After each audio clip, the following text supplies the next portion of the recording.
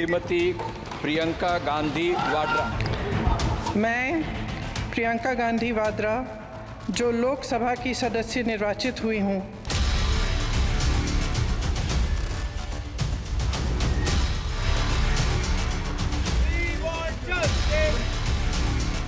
संसद के शीतकालीन सत्र में जिस चेहरे ने सबका ध्यान खींचा वो चेहरा है प्रियंका गांधी का।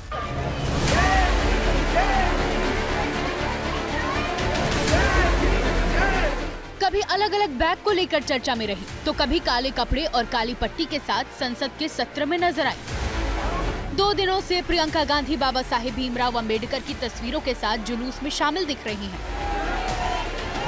2 दिनों से उन्होंने ही विपक्षी सांसदों के प्रदर्शन का मोर्चा संभाल रखा था। प्रियंका गांधी इस सत्र से पहले ही उपचुनाव में जीतकर वायनाड से सांसद बनी है। इसी सत्र के दौरान उन्होंने संसद के सदस्य के तौर पर पहली बार शपथ ली। मैं प्रियंका गांधी वाड्रा जो लोकसभा की सदस्य निर्वाचित हुई हूँ, सत्यनिष्ठा से प्रतिज्ञा करती हूँ कि मैं विधि द्वारा स्थापित भारत के संविधान के प्रति सच्ची श्रद्धा और निष्ठा रखूंगी। संसद में पहला भाषण प्रियंका ने इसी सत्र में दिया। संविधान पर चल रही चर्चा में हिस्सा लेकर सरकार को घेरा। आप भी बैलेट पे चुनाव कर लीजिए, दूध का दूध पानी का पानी हो जाएगा।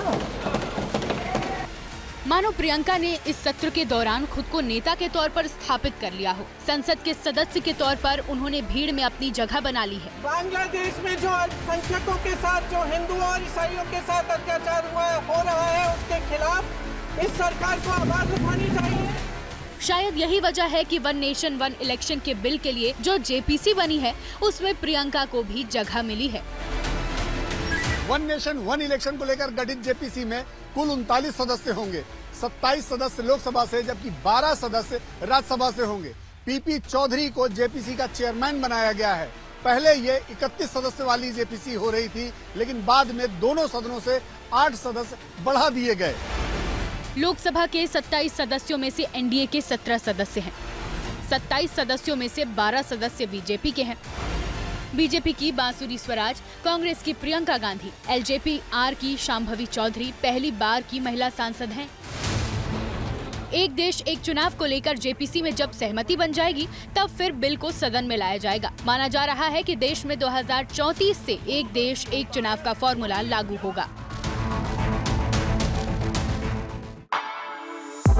For exclusive and insightful videos, subscribe to our new channel ABP Live Premium.